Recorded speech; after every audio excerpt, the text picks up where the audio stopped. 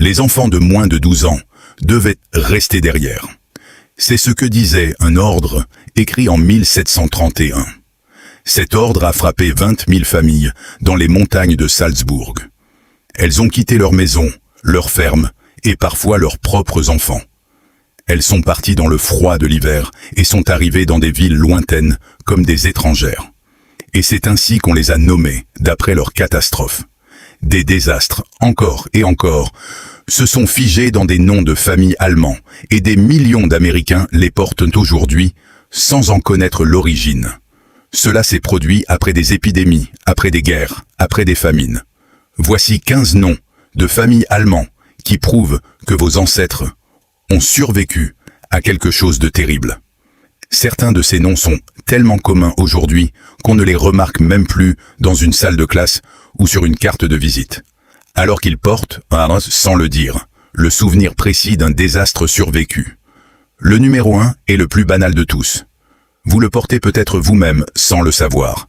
Le numéro 15 commence par le mot le plus lourd de toute la langue allemande. Entre 1618 et 1648, une guerre a traversé l'Europe centrale pendant 30 années entières. À la fin, environ un tiers de la population allemande avait disparu, et certaines régions du sud-ouest avaient éperdu plus de la moitié de leurs habitants. Et à travers tout cela, des familles bien réelles portaient légalement ce nom, Krieg, le mot allemand pour la guerre. Mais voici la partie honnête de l'histoire. En vieil allemand, ce mot signifiait d'abord querelle. La plupart des familles au Krieg ont donc probablement reçu ce nom des générations plus tôt, à cause d'un homme dont tout le village connaissait le mauvais caractère. Mais imaginez signer ce nom dans un registre paroissial dans les années 1630, une décennie où les registres comptaient plus d'enterrements que de baptêmes. La famille qui signait guerre et qui continuait de le signer. Aujourd'hui, aux États-Unis, ce nom survit sous les formes Krieg et Crick. Certains descendants l'ont même adouci en Craig ou en Cré, pour effacer un peu le poids du mot d'origine. Mais dans les archives allemandes, la trace reste intacte, génération après génération, à travers des décennies où la moitié des villages voisins avaient tout simplement cessé d'exister. Si c'est votre nom, votre famille a survécu au mot lui-même. Mais ce n'était que le début. Le nom suivant a été donné à des enfants qui n'ont jamais connu leur vrai nom. Le numéro 14 a été inscrit pour la première fois sur les marches d'une église. Dans les années de famine, une mère incapable de nourrir son enfant l'emmenait parfois en ville, la nuit, et le laissait là où quelqu'un le trouverait à l'aube. La porte de l'église, la place du marché, le seuil d'une maison où l'on savait qu'il y avait du pain. Quand le greffier de la ville inscrivait l'enfant, il n'y avait pas de père pour lui donner un nom, ni de métier pour l'identifier. Alors le greffier écrivait ce que l'enfant était, Findling, l'enfant trouvé. C'est l'un des rares noms de famille au monde qui garde la trace du tout premier jour d'une vie. Et ce jour-là fut un sauvetage. Dans certaines paroisses, on retrouve des dizaines de Findling nés la même année, la même décennie. Un signe silencieux des pires saisons de disette que la région ait connue. Chaque Findling, dans un annuaire américain, descend d'un enfant que personne n'a réclamé et que quelqu'un a sauvé. Le nom suivant sonne comme la destruction pure, et vous l'avez sûrement déjà croisé. Le numéro 13 sent la fumée. Dans les vieux registres fonciers allemands, le mot Brand désignait une terre défrichée par le feu, et parfois une terre détruite par lui. La ferme incendiée, le foyer qui devait renaître de ses propres cendres. La famille qui travaillait cette terre calcinée en a tiré son nom, Brandt. Mais beaucoup de familles Brand descendent en réalité de quelque chose de plus noble, car Brand était aussi la forme courte de Hildebrand, un ancien nom de guerrier. Ce nom se sépare donc en deux histoires. Dans certains arbres généalogiques, il y a une épée à la racine. Dans d'autres, il y a un feu et une famille qui a rebâti sur les cendres. Les deux versions racontent la même chose au fond. Une lignée qui a refusé de disparaître avec ce que le feu avait pris. Petite pause, parce que ce nom explique exactement pourquoi cette chaîne existe. Que votre nom soit sur cette liste ou non, c'est ce que nous faisons ici. Nous retraçons les noms à travers les registres paroissiaux, les listes d'embarquement et des archives que plus personne n'ouvre. Si vous voulez qu'on décode le vôtre un jour, abonnez-vous. Ça ne coûte rien. Et ça nous dit de continuer à creuser. Retour au classement, avec un nom qui pointe vers l'Est. Le numéro 12 marque une frontière qui ne cessait de brûler. Pendant presque 200 ans, les guerres entre l'Empire des Habsbourg et l'Empire ottoman ont ravagé le royaume de Hongrie. Et avant chaque saison de campagne militaire, des familles se déplaçaient vers l'ouest. Quand une famille venue de cette frontière arrivait dans une ville allemande, personne ne demandait toute son histoire. On lui collait une étiquette, celle de sa provenance. Unger, le hongrois. Pour être honnête, certains Unger étaient simplement des marchands qui travaillaient la route de Hongrie. Mais pour beaucoup de familles, ce nom est un tampon d'arrivée posé par les voisins, marquant le jour où quelqu'un est arrivé du pays en guerre et a décidé d'y rester. Aux États-Unis, le nom survit sous les formes Unger et Ungar, et il apparaît aussi bien dans des familles catholiques que protestantes, preuve que la frontière ne faisait aucune distinction religieuse quand elle poussait les gens à fuir.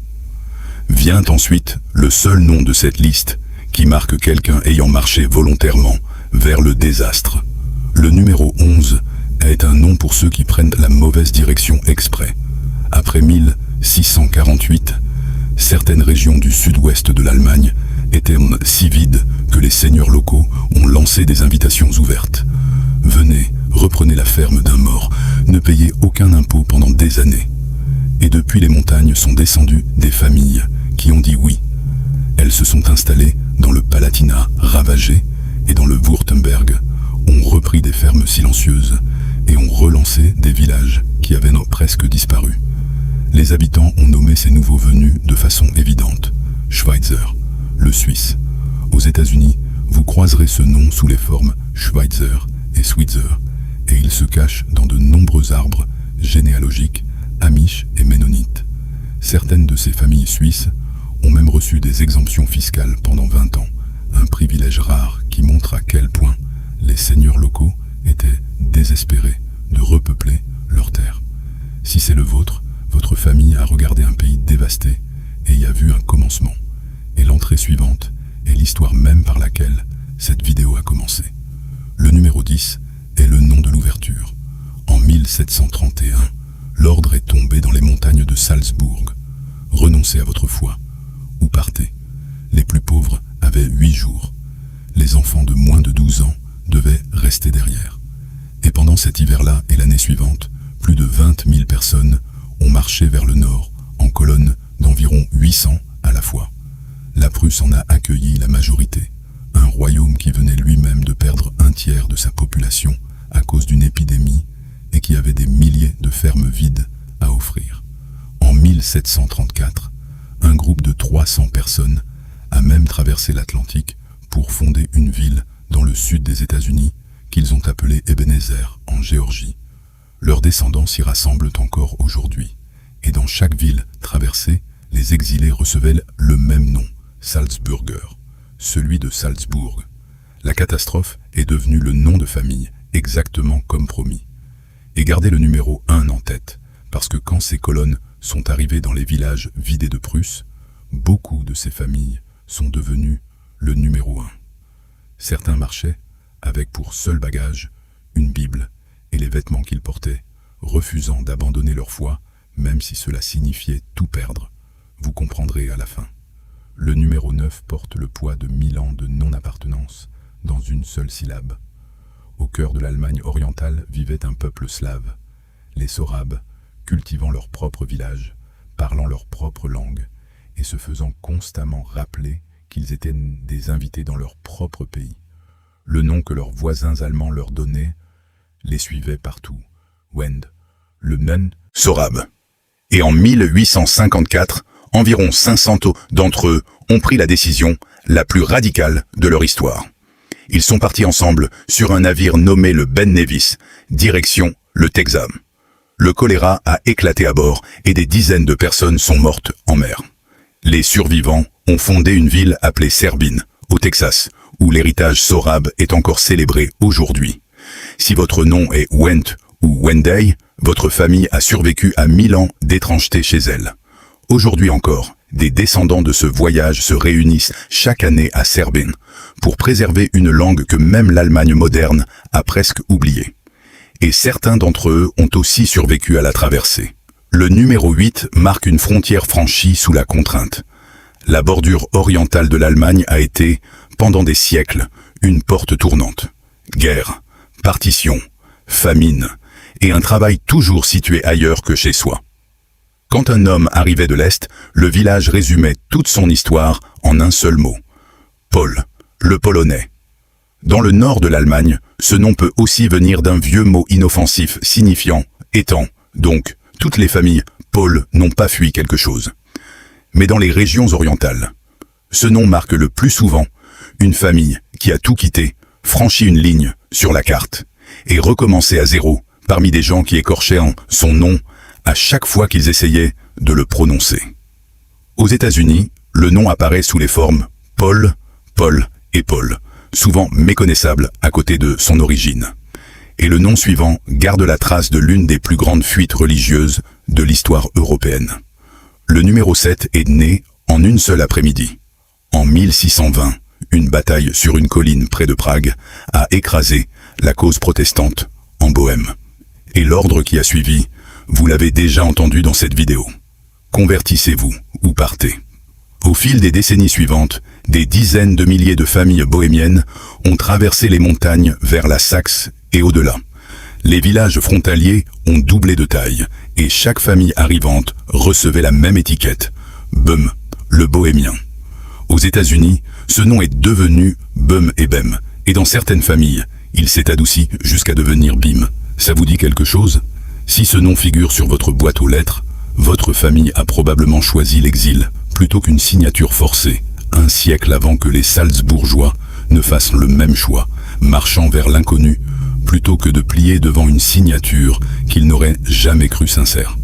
Et le nom suivant vient de la terre même qui a accueilli les exilés de Salzbourg. Le numéro 6 vient d'une terre qui fut un cimetière avant d'être un refuge. Entre 1709 et 1711, une épidémie a balayé la Prusse orientale et emporté environ un tiers de sa population. Des districts entiers se sont vidés en silence. Et c'est précisément ce vide qui a permis à la Prusse d'ouvrir ses portes aux exilés de Salzbourg 20 ans plus tard. Et quand une famille venue de ce royaume oriental apparaissait ailleurs sur les terres allemandes, on la nommait pour ça, Prusse, le Prussien. C'est un nom qui n'existe que là où il détonnait, donné aux arrivants, jamais aux gens du coin. Ce qui signifie que derrière la plupart des familles, Prusse, se cache un départ, loin de la terre de l'épidémie, des villes de garnison, de la frontière orientale, de tout. Aux États-Unis, il survit sous les formes Prusse et Prusse, un nom qui, sans le savoir, résume une fuite pour rester en vie plutôt qu'un simple déménagement. Et voici maintenant les 5 derniers, en commençant par un nom qui ne devrait presque pas exister. Le numéro 5 est un mot que personne ne devrait avoir à porter en héritage. En 1315, la pluie sur l'Europe a refusé de s'arrêter. Les récoltes ont pourri, et les années qui ont suivi sont entrées dans l'histoire sous le nom de la Grande Famine. En 1709, un hiver a frappé si fort que des oiseaux tombèrent du ciel et que le vin gelait dans les caves, et la faim a suivi dans chaque vallée.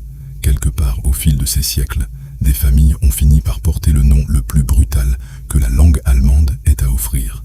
Hunger, la faim. Oui, ce nom est bien réel, et il figure encore aujourd'hui dans les annuaires américains.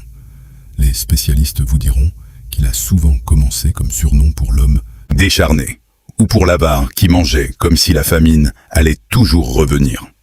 Mais les surnoms viennent toujours de quelque part. Dans les siècles où ce nom est né, le mot n'avait rien d'abstrait. Une famille nommée Hunger porte le message d'une époque où survivre était l'héritage tout entier, où un simple hiver pouvait décider qui continuerait la lignée et qui disparaîtrait des registres à jamais. Le numéro 4 appartenait à l'homme dont tout le monde avait besoin et que personne ne voulait toucher. Quand une épidémie entrait dans une ville, un métier comptait plus que le prêtre et le médecin réunis, et il était payé en conséquence, creusé. Quelqu'un devait enterrer la ville entière. L'homme qui faisait ce travail a tiré son nom de sa pelle. Grabeur, le fossoyeur. La plupart des familles grabeurs, en réalité, creusaient des puits et des fossés, ou gravaient le métal. Mais le fossoyeur portait la même marque que celle d'autres métiers essentiels, mais rejetés à cette époque. Essentiel, payé et évité. Le voisin avec qui personne ne partageait un verre.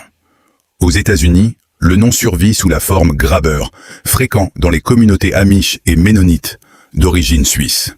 S'il est dans votre famille, quelqu'un dans votre lignée a fait le travail que personne d'autre ne pouvait supporter, et en est ressorti vivant, portant sur lui la marque d'un métier que le village avait besoin, mais refusait de regarder en face. Le nom suivant est ce que ce travail a laissé derrière lui. Le numéro 3 est le nom du silence qui a suivi. Les historiens allemands ont un terme technique pour un village qui a disparu. Un Wüstung. Après que l'épidémie a atteint les terres allemandes en 1349, puis à nouveau après les grandes guerres, des milliers de villages ont tout simplement été abandonnés. Les chercheurs en retrouvent encore aujourd'hui, parfois grâce à des photographies aériennes qui révèlent, en creux dans les champs, la forme exacte des rues d'un village disparu depuis des siècles. Des lignes de champs visibles depuis les airs, des fondations d'églises sous le sol des forêts. On décrivait cette terre avec un seul mot, wüst, désertée, en friche. Et une famille qui restait à la lisière de ce vide, ou qui revenait le cultiver, en a fait son nom, West. Parfois, oui, ce n'était qu'un surnom pour l'homme sauvage et négligé, mais région après région, c'est la carte elle-même qui parle. La famille du lieu déserté. Aux États-Unis, on le retrouve sous les formes West et Waste. Un nom qui signifie que votre famille a cultivé le silence. Et lui a survécu, là où d'autres avaient tout simplement renoncé à revenir. Le numéro 2 est le nom le plus doux de cette liste. Et il vient du calcul le plus dur de l'histoire. Pendant la plupart des siècles que nous avons traversés dans ce classement, les parents s'attendaient à enterrer certains de leurs enfants. Le chagrin n'était pas un événement, c'était le climat.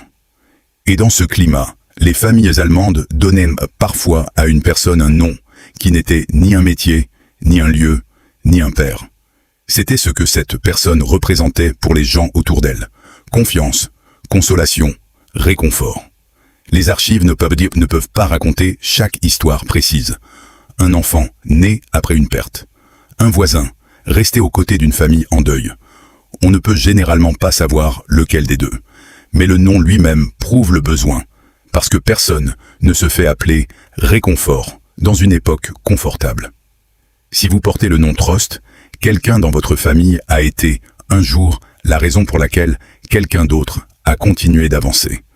Dans une époque où ce genre de raison ne se trouvait presque jamais. Et il reste un dernier nom, le plus banal de tous. Le numéro 1 est si commun que vous avez cessé de le remarquer. Il est sur des boîtes aux lettres, sur des portes de bureau, dans vos contacts téléphoniques. Et voici ce qu'il enregistre réellement. Quand une épidémie ou une guerre vidait un village, les champs ne restaient pas vides longtemps. Tôt ou tard, un étranger arrivait, reprenait la ferme d'un mort, réparait le toit d'un mort, et épousait ce qu'il restait de la famille. Le village ne savait qu'une seule chose de lui, alors cette seule chose est devenue son nom, l'homme nouveau, Neumann, ce qui veut dire que ce nom n'a jamais été ordinaire. Chaque Neumann marque un moment où une communauté a eu un trou béant en elle, et où quelqu'un s'est glissé dans ce trou pour tout recommencer. C'est arrivé après 1349, c'est arrivé après 1648, et c'est arrivé après 1732, quand les exilés de Salzbourg ont marché dans les villages vidés de Prusse et sont littéralement devenus les nouvelles personnes. C'est exactement ce que je voulais dire plus tôt. Aux États-Unis, ce nom a débarqué du bateau et est souvent devenu Neumann. Des millions de personnes le portent. Si vous en faites partie, votre nom n'est ni un métier, ni un père. C'est une arrivée. Le moment précis où votre famille est devenue l'avenir d'un endroit qui n'en avait presque plus. Là où tout le monde avait fui, et où quelqu'un, enfin, avait choisi de rester. 15 noms. Une guerre, un enfant trouvé, un incendie, une vague d'exilés, une terre frappée par l'épidémie, une famine, un un fossoyeur, un village disparu, une consolation et un homme nouveau. Aucun d'entre eux n'a été choisi. Aucune de ces familles ne s'est réveillée un matin en décidant de porter le nom d'une guerre ou d'une épidémie. Tous ont été survécus. Alors dites-nous en commentaire d'où vous nous regardez et quel nom de famille vous aimeriez voir décoder la prochaine fois. N'importe quel nom, n'importe quelle origine. Il n'a pas besoin d'être allemand, ni même le vôtre. Nous les lisons tous, et les prochaines vidéos de cette chaîne naissent directement de cette section commentaires. Et si vous voulez savoir où ces noms ont fini par arriver, abonnez-vous, parce que la prochaine fois, nous retournerons complètement cette histoire avec les noms de familles allemands derrière les plus grandes fortunes des États-Unis. Certains des noms sortis de ces ruines ont fini par bâtir des empires. Votre nom n'a pas seulement survécu. Il était peut-être en train de se préparer. Vous avez été nommé par l'histoire, et l'histoire, elle, n'a jamais oublié un seul de ces noms.